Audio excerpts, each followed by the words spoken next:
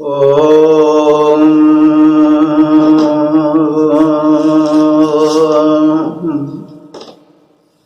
ओम विश्वानि देव सवितुर्दुरितानि परासुव यद्भद्रं तन्नयासुव। ओम हरि ओम। वेद प्रेमियों, सुधी श्रोताओं, सौभाग्य का विषय है कि हम संप्रति ऋग्वेद के प्रथम मंडल के 23वें सूक्त की व्याख्या में प्रवेश कर रहे हैं। इस सूक्त में 24 मंत्र हैं और 9 देवता हैं तथा 4 प्रकार के छंद हैं, जिनका समय समय पर हम व्याख्या करते रहेंगे। सर्वप्रथम हम इस 23वें सूक्त के छंद, देवता और ऋषि का परिचय देंगे। तो इस 23वें सूक्त के प्रथम मंत्र के देवता हैं वायु और छंद है गायत्री तथा मंत्र दृष्टा मेधातिथि कांड है। इस मंत्र का शीर्षक है सोमपानार्थ वायु देवता का आह्वान। दूसरा शीर्षक होगा प्राणवायु का ऊर्ध्वारोहण। तो दोनों अर्थों को हम स्पष्ट करेंगे। यह बात याद रखें कि ऋषियों को बहुत संदेश देना है, तो उस संदेश के लिए वो सामासिक शैली को अपनाए हैं और एक शब्द के कई अर्थ द्योतित किए हैं, ताकि जो व्याख्या करने वाले हैं, जो पाठक हैं, श्रोता हैं, वे उन अर्थों का विस्तार कर लें। तो अब हम इस मंत्र के देवता वायु देव से परिचय प्राप्त करेंगे, क्योंकि देवता के स्वरूप का परिचय परम आवश्यक है। तो जैसा आप सब जानते हैं कि ऋग्वेद में प्रतीक पूजा नहीं है। किसी देवता का चिन्ह विशेष बना करके प्रतिमा के रूप में पूजन विधान का परिचय नहीं मिलता है। तो वे देवता वही हैं जो सृष्टि के संचालन के पीछे सक्रिय हैं। तो उसमें वायु देवता का प्रमुख स्थान है। देवता वही हैं जो हमें प्रदान करें, जीवन प्रदान करें, धन वैभव प्रदान करें, प्रकाश प्रदान करें। तो वायु देवता उस सूक्ष्म शक्ति के प्रारूप हैं, जिन वायु देवता को हम देखते हैं वे उन सूक्ष्म देव के बाह्य रूप हैं। तो वायु देवता हमारे बड़े उपयोगी देवता हैं। वे हमें प्राण दान देते हैं। उनके अनेक रूप हैं, तो वे प्राण बन करके भी हमारे शरीर में स्थित रहते हैं। उनका मुख्य कार्य है, वह कहते हैं वात संचरणशीलता, ट्रांसपोर्टेशन। तो जो शरीर में ट्रांसपोर्टेशन होता है, संचार होता है, एक तत्व को दूसरे तत्व से मिलाना होता है अथवा पहुंचाना होता है, उस वायु देवता के माध्यम से होता है। प्राण शक्ति भी वायु देवता के ही कारण है। और जब वायु देवता बाधित हो जाते हैं किन्हीं कारणों से, तो फिर हमारी जीवनी शक्ति भी क्षीण होने लगती है और हम में धीरे धीरे दुर्बलता आती जाती है और हम वृद्धावस्था और मृत्यु की ओर बयान करने लग जाते हैं। इसलिए वायु देवता को सक्रिय रखने की आवश्यकता है। तो वो सक्रियता हम पेय या खाद्य वस्तुओं से पूरी कर सकते हैं, उसमें वृद्धि कर सकते हैं। क्योंकि जो हम सोचेंगे, खाएंगे, पिएंगे, उसका ट्रांसपोर्टेशन जो है वो कौन करेंगे? वायु देवता करेंगे। तो इसलिए हम उन्हें सोमपान कराएं। सोमपान का अर्थ हुआ कि मधुर और गुणकारी और औषधीय द्रव्यों को ही शरीर के भीतर डालें। सोमपान के विषय में बहुत कहा जा चुका है। यहाँ पर हम सोम को उस औषधीय रस के रूप में ले रहे हैं, परम प्रिय पौष्टिक पेय के रूप में देखेंगे। और सोम को हम वीर्य शक्ति के रूप में भी देखेंगे, क्योंकि ब्राह्मण ग्रंथों में कहा गया है कि रेता वही सोम। जो रेत है, रेत कहते हैं वीर्य। वीर्य भी सोम है, क्योंकि वही शरीर में तेज लाता है, सौम्यता लाता है, बल लाता है। तो थोड़ा हम इस सोम के अर्थ को, जो रेतस वाला है, वीर्य वाला है, वो समझ लें तो अच्छा। तो शरीर में 7 धातुएं हैं। वे 7 धातुएं किस रूप में हैं? जो हम अन्न खाते पीते हैं, वह पहले रस बनता है। उसी को हम आजकल कह देते हैं कि शर्करा वाला अंश, शुगर। तो पहले अन्न का पाचन होता है और उससे रस धातु बनती है। रस का पाचन होता है तो रक्त बनता है, रक्त का पाचन होता है तो मांस बनता है, मांस का पाचन होता है तो मेद यानी चर्बी वाला अंश बनता है, मेद का पाचन होता है तो अस्थि बनती है, अस्थि का पाचन होता है तो मज्जा धातु का निर्माण होता है, और मज्जा का जब पाचन होता है तो शुक्र या वीर्य का निर्माण होता है। इस प्रकार से इस पाचन के माध्यम से जो अंतिम उसका स्वरूप दिखाई पड़ता है वो ओजस के रूप में दिखाई पड़ता है। ओजस क्या है? आजकल जो बहुत चल रहा है शब्द इम्यूनिटी पावर। तो ओजस जब वीर्य पचता है तो ओजस रूप में वो शरीर में परिलक्षित होता है।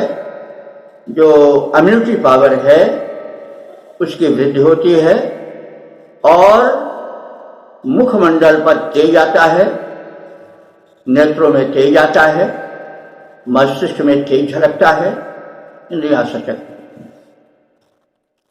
तो ये हमारा जो कंठ से ऊपर का भाग है, द्युलोक है, कभी हमने बताया था कि सारे लोग शरीर में ही हैं, यथा पिंडे तथा ब्रह्मांडे।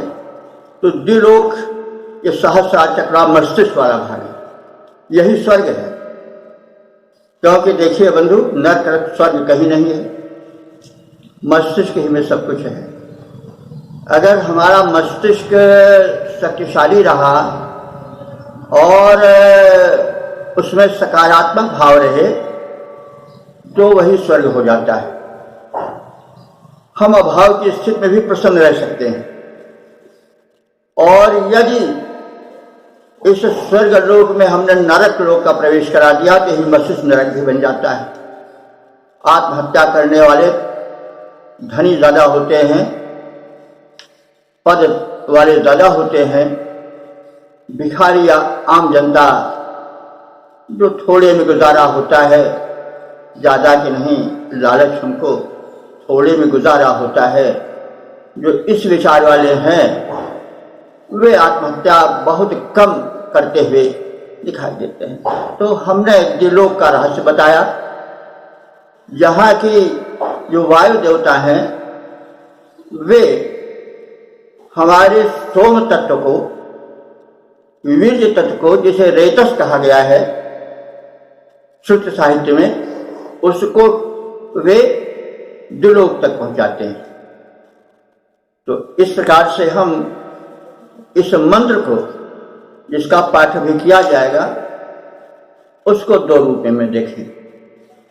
एक पेय पदार्थ सोम, जो कि पच करके भिन्न भिन्न धातुओं से होता हुआ ओजस बनता है, वीर्य बनता है वह, और दूसरा सीधे रेतस, शुक्र शक्ति, वीर शक्ति, ओजस शक्ति के रूप में उससे दर्शन करें।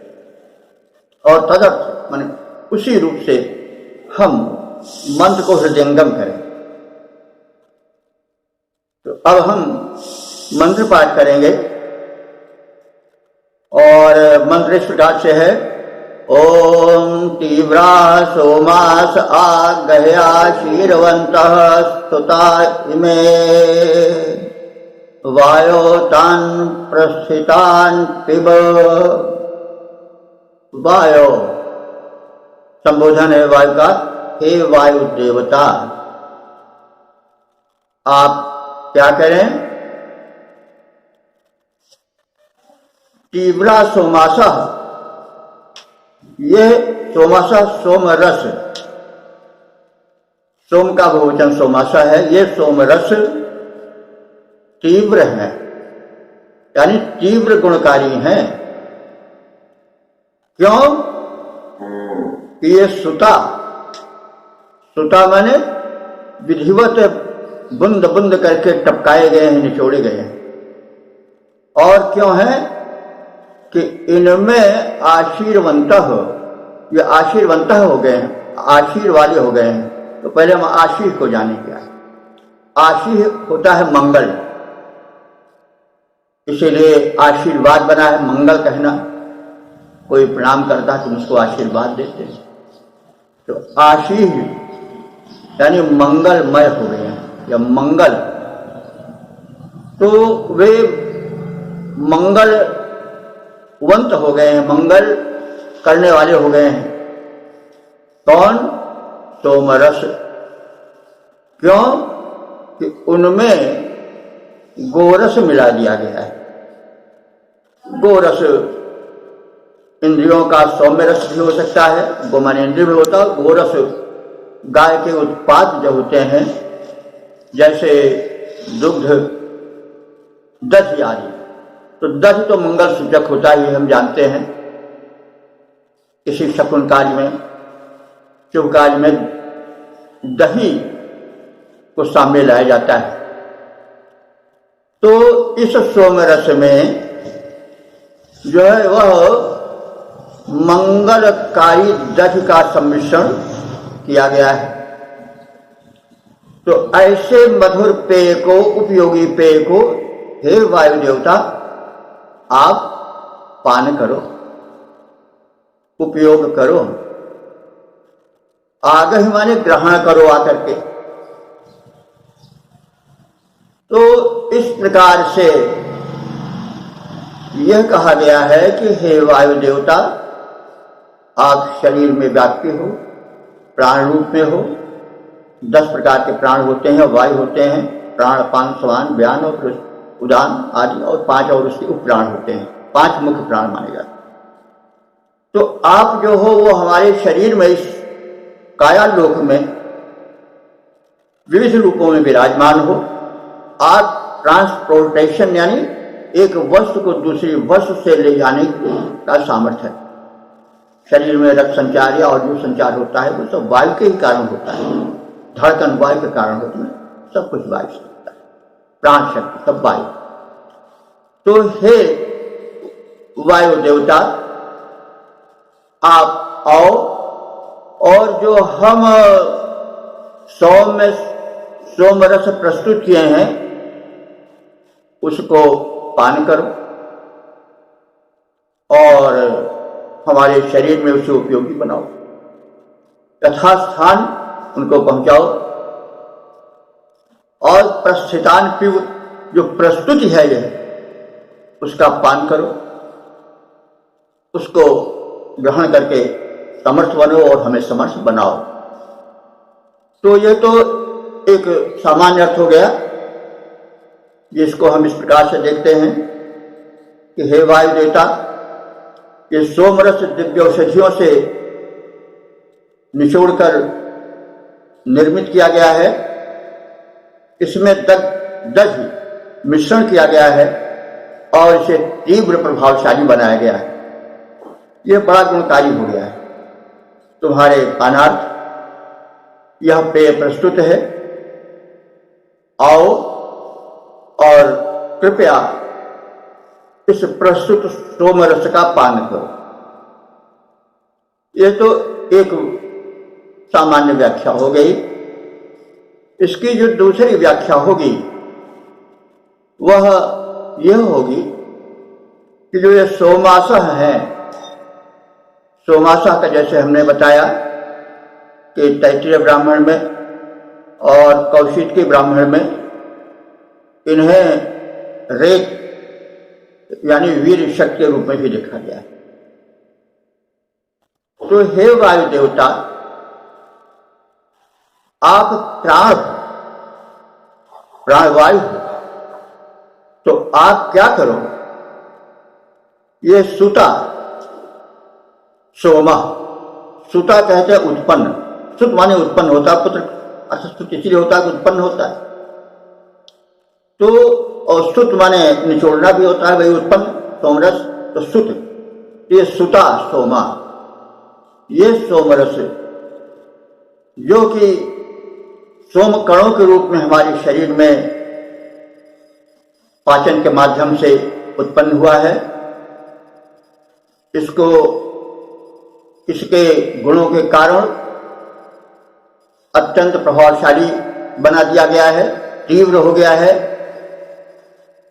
इसको आकर के ग्रहण करो, स्वीकार करो और फिर क्या करो कि हे वायु देवता, तान प्रस्थितान, उन ऊर्ध्वगामी शुक्र कणों को, वीर्य कणों को आप विलोक तक यानी मस्तिष्क तक ऊर्ध्वगामी बनाओ, वहां पहुंचाओ और पान करके मैंने स्वीकार करके पी करके उनको पचाओ और उनको ओजस रूप में परिणत करके हमारे इस दिलोक को, मस्तिष्क वाले भाग को पूर्ण रूप से सशक्त बनाओ।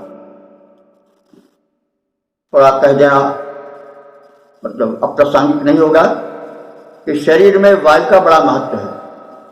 आयुर्वेद बताता है कि 80 प्रकार के रोग शरीर में वायु के विकार के कारण होते हैं। लकवा है, ब्रेन हेमरेज है, हार्ट फेलियर है, बाई है, तरह तरह की, ये सब वायु विकार से होते हैं।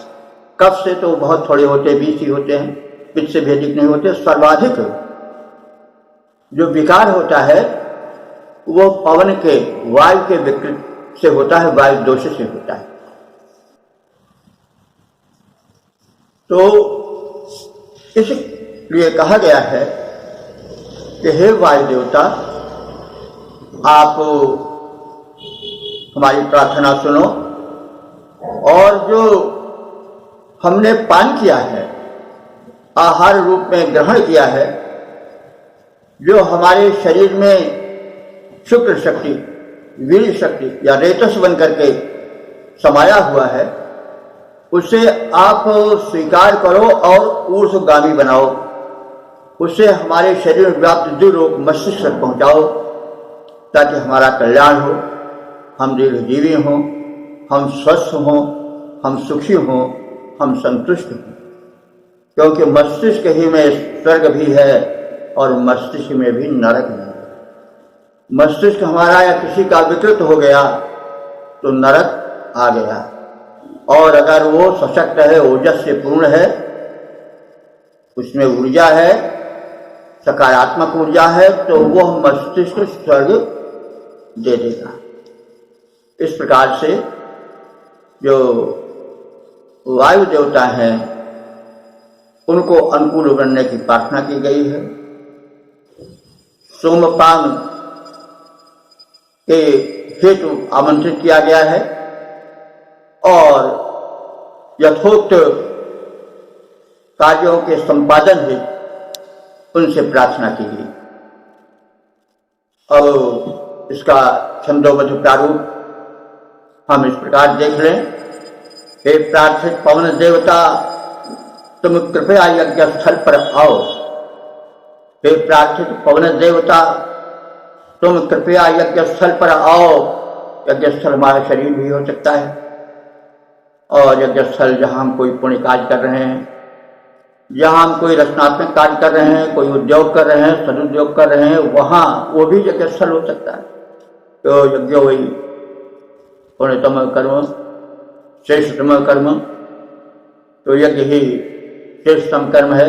तो यज्ञ वह है जो श्रेष्ठ कर्म हो, तो समग्र श्रेष्ठ कर्म यज्ञ ही है। तो हमारे इस यज्ञ स्थल पर जो कि शरीर की वेदी पर हो रहा है, वहां पर आ जाओ। और यह सोम स्वरस दिव्य औषध रस है गया निचोड़ा, गुण वाला बन गया तीव्र गुण बलवर्धक, गोरस पवित्र इसमें डाला, सादर प्रस्तुत है तुम्हें देव। सादर प्रस्तुत है तुम्हें देव, कृपया आकर के पी जाओ। हे प्रार्थित पवन देवता, तुम कृपया यज्ञ स्थल पर आओ।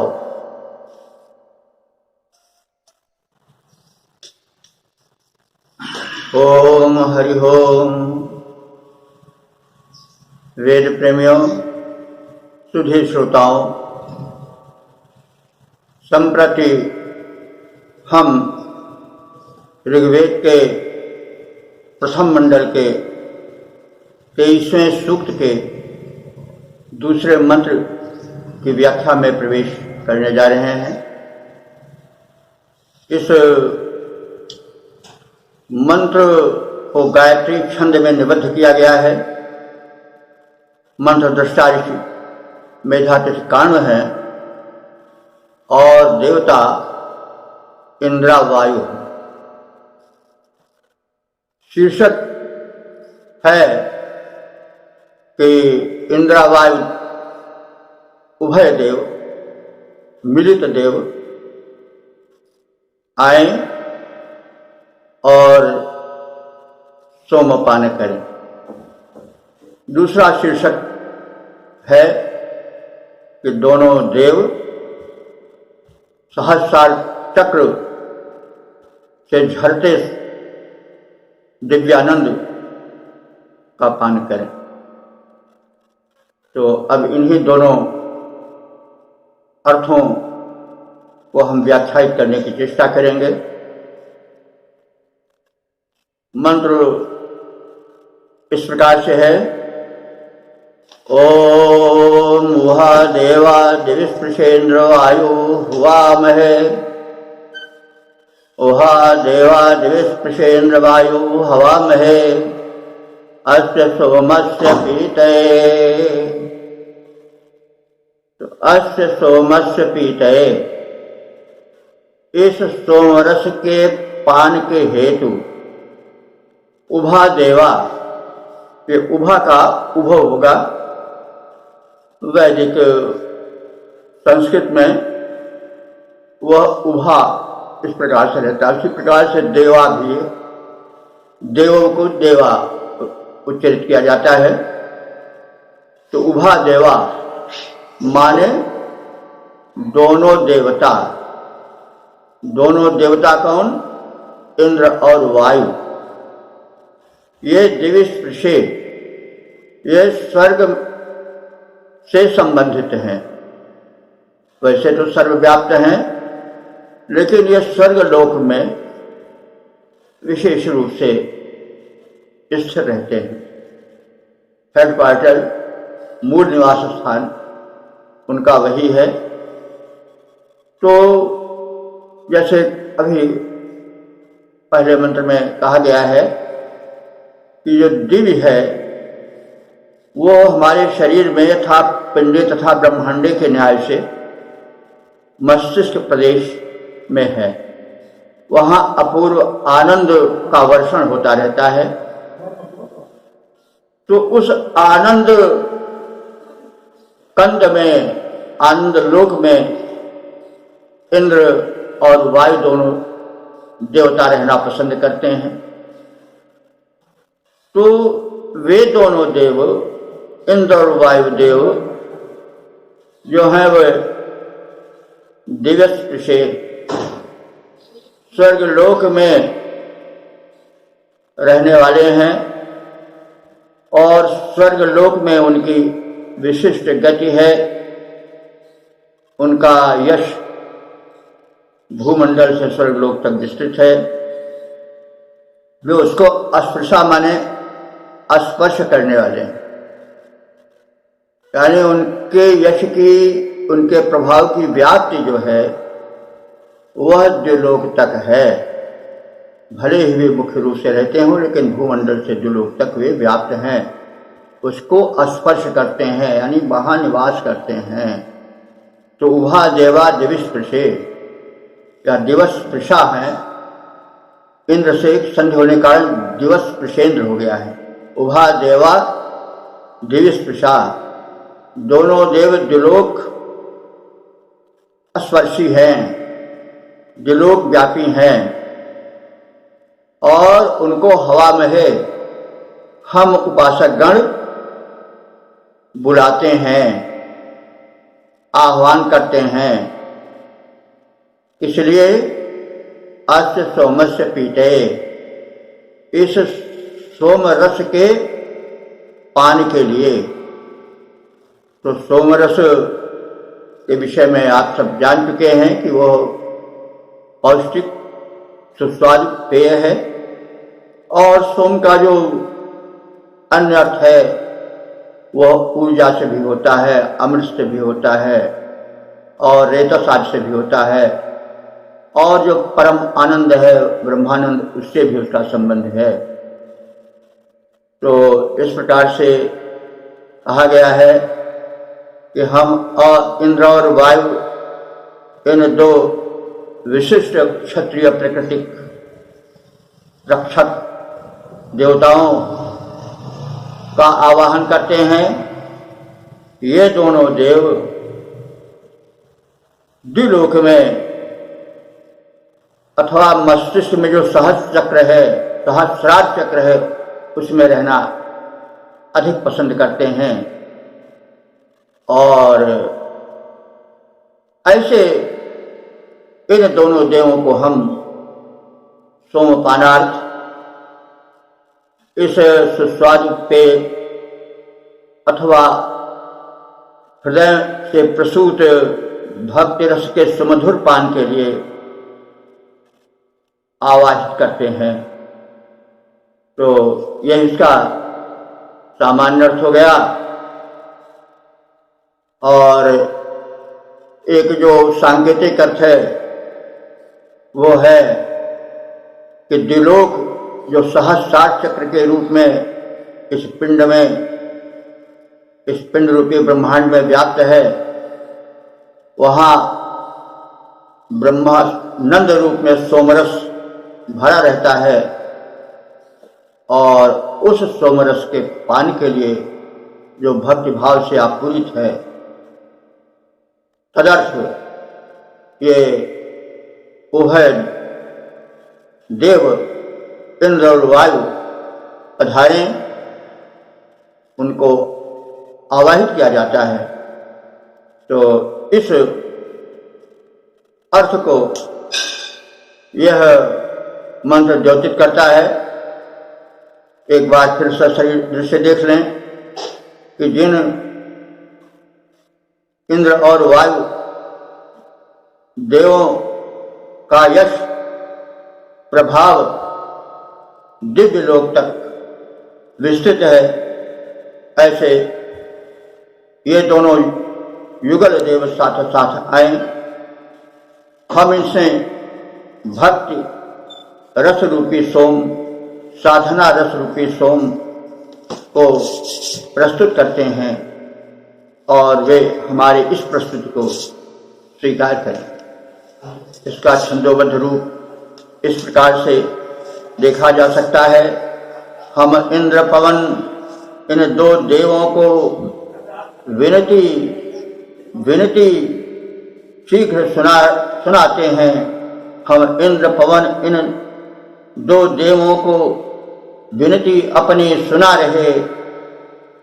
ये दोनों देव प्रभावपूर्ण यश दिव्य लोक तक छाया है। दोनों हैं परम पूज्य, दोनों देवों की अद्भुत माया है।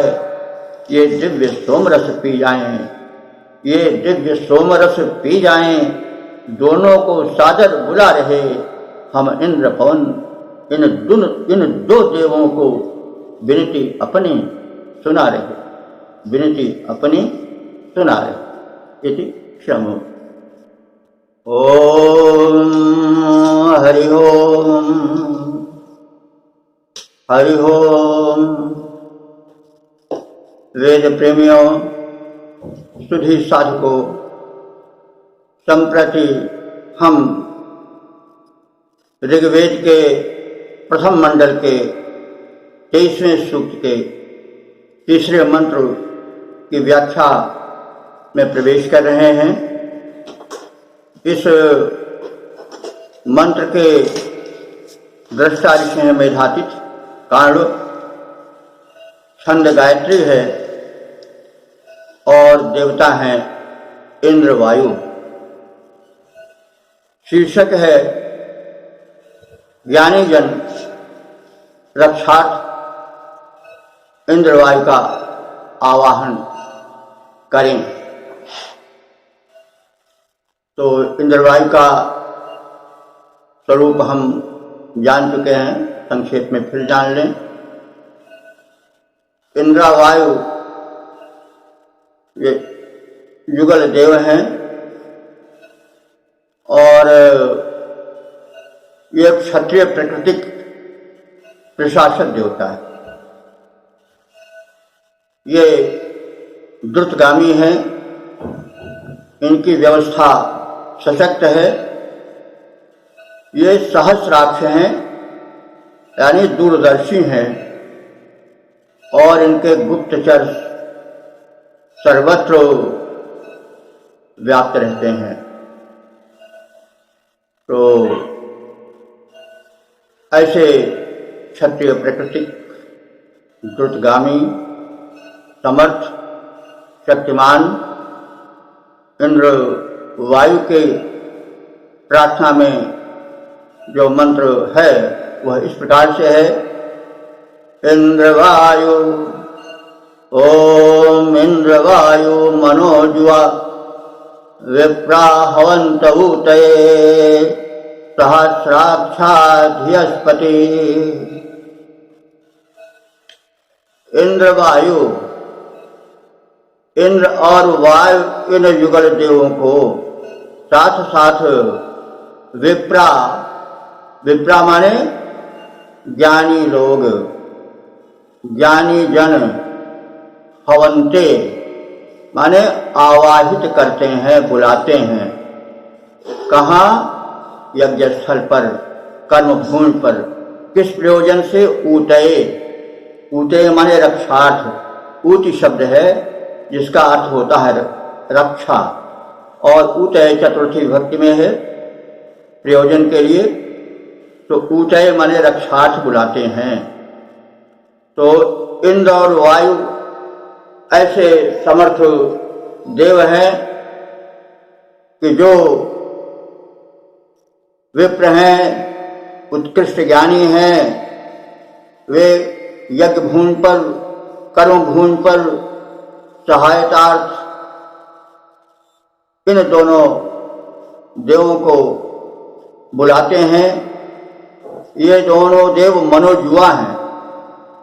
मन की भांति, जव माने वेग, मन की गति से यानी अत्यंत द्रुत गति से पहुंच जाने वाले हैं कर्म भूमि पर। जैसे उनका आवाहन किया जाएगा, वे यज्ञ स्थल पर अथवा जीवन के कर्म भूमि पर सहायतार्थ, रक्षार्थ पहुंच जाएंगे। तो वे तीव्र गति धारी ही नहीं है, अपितु सहस्राक्षा, सहस्राक्ष, हजारों नेत्र वाले हैं। तो इंद्र को तो सहस्राक्ष कहा जाता है। शास्त्रों में वर्णन मिलता है कि इंद्र के 1000 नेत्र हैं। अब यहाँ वायु देवता है, तो वायु देवता के तो 1000 नेत्र नहीं बताए गए हैं, लेकिन सारण ने बताया है कि छत्र न्याय से ये उनके लिए भी लागू हो जाएगा। जैसे कोई छाता लेकर चलता है, तो छाता तो एक व्यक्ति लिए रहता है, लेकिन दूसरे जो उसके साथ में होता है वो भी छाता वाला कह दिया जाता है, वो भी छाता से युक्त मान लिया जाता है। तो इस तरह से ये लोग, ये दोनों सहस्राक्ष हैं। अथवा सहस्राक्ष का हम अगर व्यंजनापरक और दक्षिणापरक अर्थ देखें तो ये बड़े दूरदर्शी हैं, दूर तक देखने वाले हैं। जो बहुत समझदार होता है और बहुत दूर की देख लेता है, दूरदर्शी होता है, तो सहस्राक्ष का मतलब हुआ दूरदर्शी, हजारों नेत्रों वाले, यानी समर्थ, दूरदर्शी हैं। और कैसे हैं? धीयस्पति, धीय कहते हैं, धिया, धीय बुद्धि को, बुद्धि के स्वामी हैं या बुद्धि के रक्षक हैं। तो पति माने पद हाथ से शब्द निष्पन्न होता है। तो जो बुद्धिमान है, जिनमें बुद्धि है, उसके भी रक्षक हैं और स्वयं बुद्धि के स्वामी हैं, पति हैं। तो दोनों चीजें बड़ी आवश्यक हैं, बुद्धि भी बड़ी आवश्यक है और दूरदर्शिता भी बड़ी आवश्यक है। बुद्धि में अगर दूरदर्शिता न रही तो उपयोगी अधिक नहीं हो पाएगी। तो ये दोनों देव जो हैं वह मनोगति से यज्ञ स्थल पर, कर्मभूमि पर सहायता पहुंच जाने वाले हैं। ये दूरदर्शी हैं और परम बुद्धिमान हैं। तो सहस्रों आंखों, सहस्रों गुप्तचरों के रूप में इन देवों को जाना जा सकता है। यानी इनके आंख के रूप में सहस्रों गुप्तचर हैं, क्योंकि कहा गया है कि जो गुप्तचर होते हैं, सीआईडी होते हैं, वो शासक की आंख होते हैं। वे गुप्तचरों से सूचना पाकर तदनुसार कार्य करते हैं। तो गुप्तचर शासकों की आंखें हैं। वे हजारों रूप में, हजारों प्रकार से स्थान स्थान पर फैले होते हैं। तो ये शासक प्राकृतिक देवता हैं दोनों, इंद्र और वायु। तो इनके हजारों नेत्र के रूप में जो है वो गुप्तचर विद्यमान है और इनके शासन में हजारों प्रकार के गमनागमन के साधन हैं, जिससे तीव्र गति से चारों ओर आया जा सकता है। और शासन कार्य में जो गुप्तचर हैं या अन्य कर्मचारी हैं आते जाते हैं। इसी प्रकार से शासक को भी या राजा को भी व्यवस्था करनी चाहिए। मंत्र का ये संदेश देखा जा सकता है। तो इस प्रकार से हम संक्षिप्त व्याख्या की प्रस्तुति के उपरांत इस मंत्र के पद्य रूपांतरण को भी देखें। शासन के और व्यवस्था के हैं इंद्र वायु दोनों स्वामी।